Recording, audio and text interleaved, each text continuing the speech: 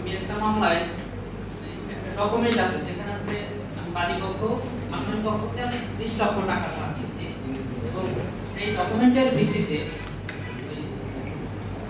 406 এবং 403 যাই হোক আপনি এটা পারবেন, কম্পেনসেশন না, আপনি টাকাটা মানি সুট আকারে চাইতে পারবেন, এটা পারবেন। ওনার ওয়াইফের বিরুদ্ধে হ্যাঁ, তার এয়ার যারা থাকবে, উত্তরাধিকার যারা থাকবে তাদের সকলকে বিবেদী করে আপনি এই টাকাটা চাইতে পারবেন যে আপনার হাজবেন্ড গত 1 তারিখে এত টাকা নিয়েছে এবং এই টাকা নেওয়ার সম্পর্কে যেরকম একটা চুক্তিপত্র স্বাক্ষর করে দিয়েছিল এবং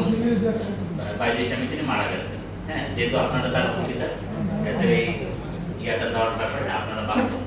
যেহেতু সম্পত্তি অর্জন করেছে এবং এটা প্রপোর্শনালি হবে, যে যেরকম অংশ পেয়েছে নেতৃত্বের সম্পত্তি রিটটাও সেই রকম প্রপোর্শনালি ডিস্ট্রিবিউট হবে। আরেকটা বিষয় হলো